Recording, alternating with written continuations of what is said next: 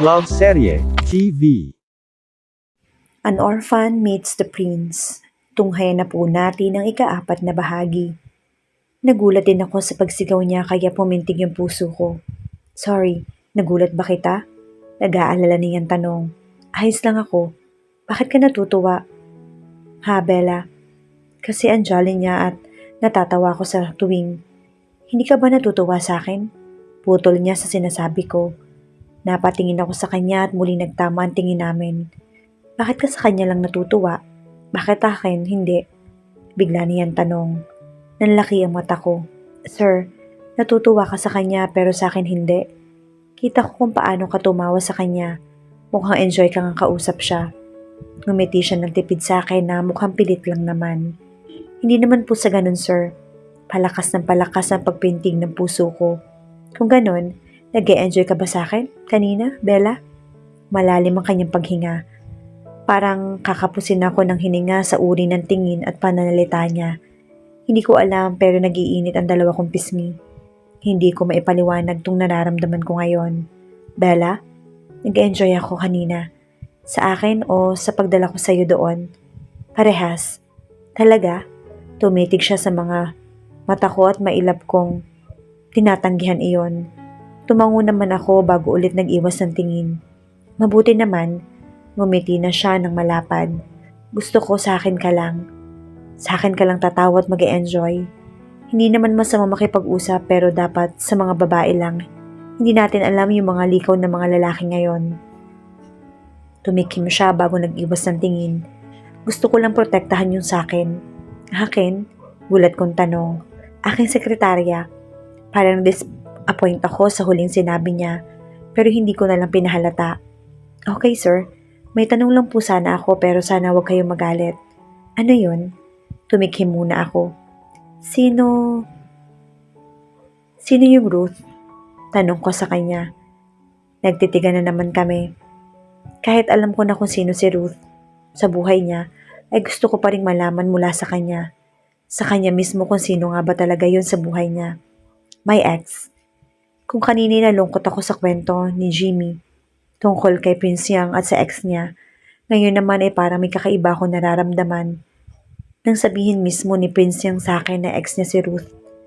Akala ko magsisinungaling siya o hindi niya sasagutin yung tanong ko, pero walang pagdadalawang isip niyang sinabi kung sino siya sa buhay niya. Mas nadagdagan yung bigat na nararamdaman ko nang ipagpatuloy niya ang kanyang sinabi. Yung babaeng minahal ko ng lubos, kahit alam kong pera lang yung habol niya sa akin. Tiniis ko lahat dahil mahal ko siya, pero hindi ko na kinaya. Hindi ko na kinaya nung sa harapan ko mismo ang sumampal sa akin ng katotohanan.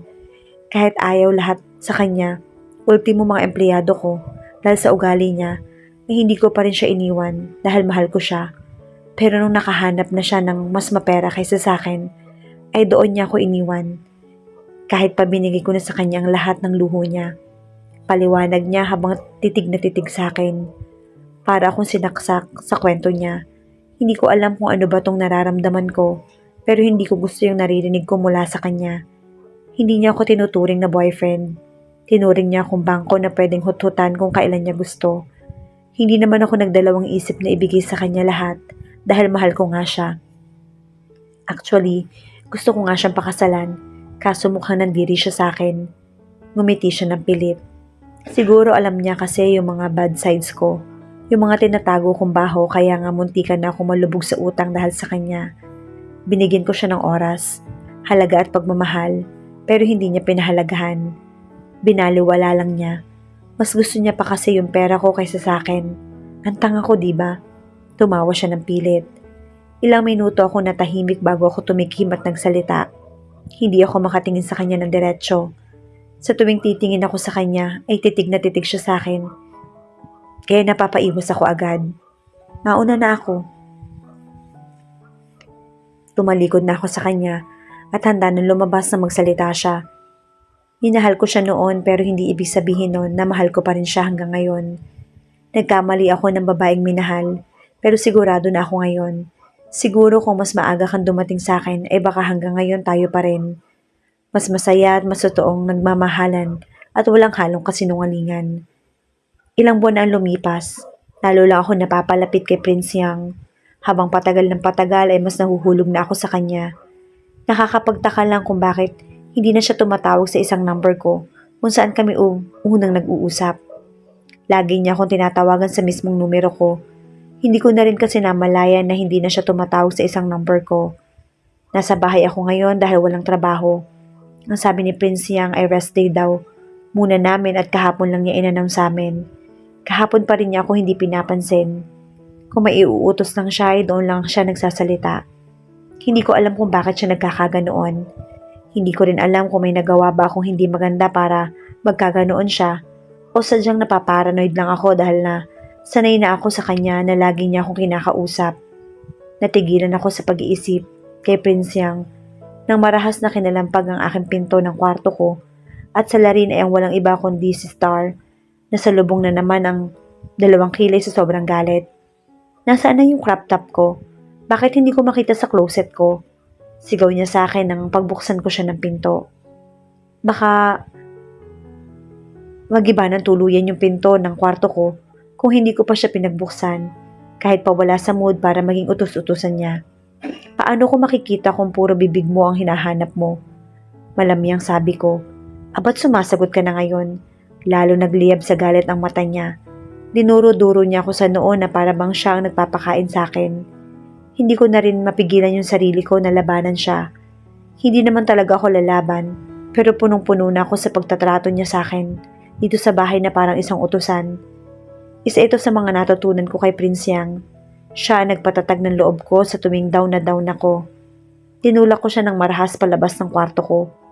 Wala kang karapatang duru-duruin ako. Hindi mo ako pinapakain. Aba? Matapang ka na ngayon dahil nagtatrabaho ka na sa isang sikat na kumpanya. Yun bang pinagmamalaki mo ngayon? Ay yabang-yabang mo na ah. Kinaganda mo na ba yan, ha? Baka nga nagpapagalaw ka na doon sa mga empleyado. Pang-insulto niya. Para akong bomba na sumabog sa sinabi niyang yon. Kaya sinampal ko siya ng malakas. Wala kang karapatang insultuhin ako. At wala kang karapatang husgahan ako. Ikaw, kinaganda mo ba yung pagiging punyeta mo? Ako? Mayabang? Sa ating dalawa, kayo ng nanay mo ang mayabang at matapobre. Hindi niyo naman ako tinuring na parang isang kapamilya. Kahit pakadugo ko kayo. Kayo ang laging hadlang sa buhay ko. Kayo ang dahilan kung bakit ako nahihirapan. Kayo ang dahilan. Kayo. Kaya wala kang karapatang pagsalita ako ng ganyan. Lalo pat nandito kayo sa pamamahay ko. Kung wala lang akong respeto sa nanay mo, kahit pa ang pagiging walang hiya lang naman ang ginagawa niyo sa akin, matagal ko na kayong pinalayas dito sa bahay. Wala kang kayong karapatan. Sa bahay na ito dahil sa akin ipinangalan ni mama at papa tong bahay na to. Kaya isang pang insulto pa sa akin. Hindi ako magdadalawang isip na palayasin kayo sa pamamahay ko. Diretso at gigil kong sabi. Natigilan naman siya sa sinasabi ko. Pero masama pa rin ang kanyang tingin sa akin na para bang nagtitimping saktan ako. Akmang sasampalin niya ako pero naunahan ko na siya. Isang pananakit mo pa sa akin. Sigurado ako sa lansangan kayo matutulog katabi ng mga dagang pag-alagala. Matapang kong sigaw sa kanya. Nagpapasalamat ako kay Prince Yang dahil tinuruan niya ako kung paano lumaban sa paraang alam ko. Hindi mo kailangang maging mabait sa taong nakapaligid sa'yo kung iba naman ang trato nila sa'yo. Dahil kapag alam nilang mabait ka, siguradong aabusuhin ka at para hindi ka na rin makalaban pa. Ano nangyari dito? Umaalingaw-ngaw ang boses ni Changlin. At ang Star naman ay umiiyak na parang inapi. Mommy, sinaktan ako ni Bella. Sinampal niya ako. Sinigaw-sigawan niya ako. Pagsusumbong niya. At doon na rin sumabog si Chang. Nilapitan niya ako at sinapok-sapok niya yung ulo ko bago ako dinuro-duro sa sentido. Isaksak mo to sa kokote mo. Hindi ka mabubuhay na wala ako. Ay yabang mo na porket nakapagtrabaho ka na sa sikat na kumpanya. Wala kang utang na loob. Hindi ka magkakaroon ng magandang trabaho kung hindi dahil sa akin. Kaya wag mo kong pagmamalakihan ng ganyan dahil isa ka lang. Utang na loob? Hindi ako makapaniwalang tumawa. Sa ating dalawa, Chang, dapat ako nagsasabi niyan sa'yo, hindi po ba? Sarkastiko kong tanong. Ano ipinagmamalaki mo? Yung trabaho mo? Wala akong ipinagmamalaki at mas lalong wala akong pinagmamayabang. Kaya nga naiinggit kayo sa akin kasi akala nyo nagmamalaki na ako sa paningin nyo. Dahil ang totoo, naiinggit lang kayo sa akin. Kahit ano man ang gawin ko, ay puro mali sa paningin niyong lahat. Bakit? Perpekto ba kayo? Sa ating apat, kayong dalawa ni Star ang masama ang budhi. Nasa inyo na ang lahat. Sa umpisa pa lang, hindi naman talaga pamilya ang turing niyo sa akin. Mas malala pa ako sa isang katulong. Buti pa nga yung katulong sinesweldohan eh. Eh ako, ano yung sweldo ko? Puro pang insulto niyo sa akin. Minsan parang wala ako dito sa bahay. Kundi utusan lang. Wala kayong ginagawa kundi saktan ako. Nagrereklamo ka na ngayon? Wala kang respeto. Huwag mo kong dramahan, Bella. Hindi. Hindi ako nagrereklamo, Chang. Kung sa tingin niyo ay nagrereklamo ako, may karapatan naman ho ako. Hindi naman porket nagsalita ako ngayon at nilabas yung tunay kong nararamdaman ay wala na akong respeto. Alam niyo kung gaano ako naging sunod-sunuran sa inyo. Hindi kayo nakarinig ng kahit anong reklamo sa akin, kahit pagod ako. At hindi ho ako nagdadrama, Chang, dahil nagsasabi ako ng totoo. Hindi niyo ako tinuturing na pamilya kahit pakadugo ko kayo. Hindi ka namin kadugo dahil ampun ka lang. Ampun ka lang nila kuya. Gusto mo malaman yung totoo? O sige, sasabihin ko na yung totoo. Ampun ka lang talaga. Inampun ka lang nila kuya dahil tinapon ka ng tunay mo mga magulang. Kita mo? Mula pagkabata mo pa lang wala ka ng silbi. Sobra-sobra yung galit ko sa'yo. Dahil mas ginusto pa ni kuya na ipamana tong bahay niya sa ampun niya kesa sa totoo niyang kadugo. Sa ating dalawa, dapat kami ang may karapatan dito sa bahay at hindi ikaw. Kami ang nararapat dito at hindi ikaw. Kaya ikaw dapat ang lumayas. Ikaw ang lumayas dito. Para akong sinaksak sa paulit-ulit na narinig ko. Nangihina na yung mga tuhod ko. Kaya napahawak ako sa doorknob ng pintuan ng kwarto ko para doon kumuha ng lakas para makatayo. Walang tigil sa pag-agos ang aking mga luha sa mga nalaman ko. Tinulak ako ni Siyang, kaya tuluyan ako bumagsak sa sahig. Napahagulhol ako ng iyak dahil sa pakinamdam ko ay pinagkaisahan ako ng mga tao sa paligid ko. Kinuha ni Star yung mga damit ko sa closet. Sa kanya binato sa akin ang mga yon. Ikaw ang dapat na lumayas dito dahil ampun ka lang naman ng mga tito. Wala kang karapatan dito sa bahay at ikaw ang matutulog sa lansangan, hindi kami. Sa tingin niyo ba papayag ako? Natigilan ako sa pag-iyak at dahan-dahan ako napaangat ng tingin at bumungad sa harapan ko si Prince Yang. Prince? At sino ka naman? Mataray na tanong ni Chang. Bakit ka nakapasok dito? Ma, siya yung CEO ng sikat na kumpanya. Sigaw na pabulong ni Star.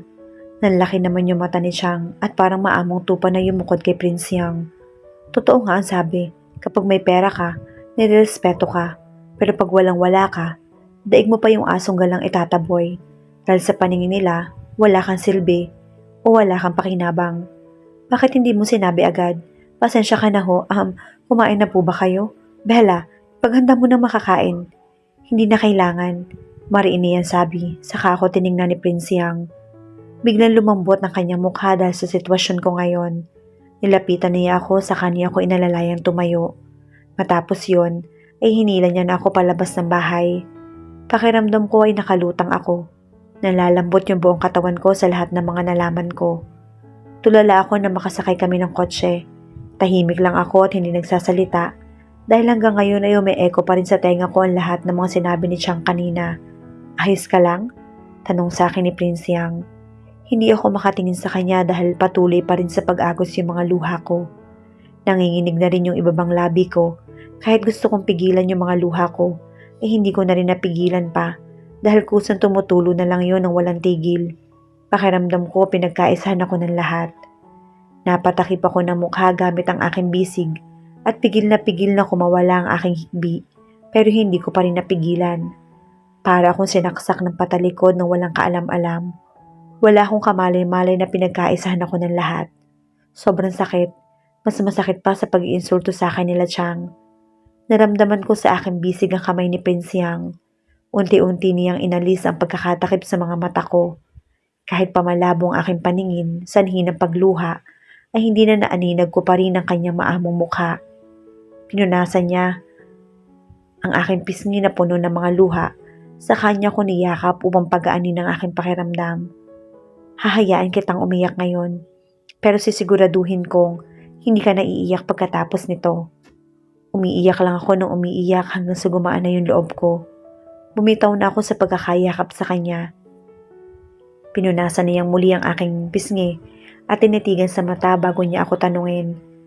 Ayos na ba ang pakiramdam mo? Gumaan na ba kahit papaano? Tanong niya. Tumangulang ako. Ngumiti naman siya ng bahagya sa akin bago niya tinuloy ang pagmamaneho na kanina'y hinihinto niya dahil sa pag-iyak ko. Patawarin mo ako kung ngayon lang ako. Umiling naman ako. Hindi mo kailangang humingi ng sorry. Sa totoo lang, halo-halo na yung emosyon ko. Lalo na yung nararamdaman kong konsensya para sa'yo. Hindi ka dapat makonsensya. Ang dapat na makonsensya dito ay ako. Pumaling ako sa kanya na may pagtataka pero nag-iwas siya ng tingin sa akin. Bakit ka naman makokonsensya? Takang tanong ko pero bigla akong kinabahan sa sinabi niyang iyon. Dahil tinago ko sa'yo. Tinago ang alin? Ako ang dapat na mag-sorry sa'yo dahil nagsinungaling ako sa'yo. Pero niligtas mo pa rin ako. Naguguluhan kong sabi. Marami kang dapat na malaman. Malaman? Tungkol saan? May mga itatanong ako sa'yo pero hindi naman marami yon. Tungkol sa pagkatao mo. Para ako nawindang sa sinabi niya. Bigla na naman ako nasaktan sa isiping pinagkaisahan ako ng mga nasa paligid ko. Ang akala ko'y kakampi ko si Prince Yang. Bakit pakiramdam ko may alam din siya sa akin? Kahit pa ngayon lang kami nagkakilala. Bakit parang ako lang ang walang kaalam-alam sa pagkatao ko? Tumingin ako sa kanya pero nag-iwas siya ng tingin. Anong alam mo na hindi ko alam sa pagkatao ko? Paano mo nalaman kung sino ako? At bakit? Hindi ko alam. Litong-lito na ako. Alam mo nagsisinungaling lang ako sa iyo noon pa. Pero hinayaan mo lang ako. Para ano? Para gawin tanga? Karma ko ba to? Bakit ganito? Ayoko na. Sigaw ko habang nakasabunot sa sarili kong buhok. Please calm down. Let me explain. Tumahimik na lang ako kahit pa ang daming gumugulo sa isipan ko. Ang dami kong tanong at dahil sa sobrang dami nun, hindi ko na alam kung anong una kong itatanong sa kanya. Ano nga ba ang katotohanang matutuklasan ngayon ni Bella tungkol sa pagkatao niya na inililihim ng prinsipe na nasa harapan niya ngayon? Yan ang ating aalamin sa pagpapatuloy ng ating kwento bukas sa ganito ring oras. Shout out sa lahat nating masugid na taga-subaybay. Maraming salamat po sa patuloy ninyong pagsama sa amin sa kwentong ito. Hanggang sa muli, mag-ingat po tayong lahat.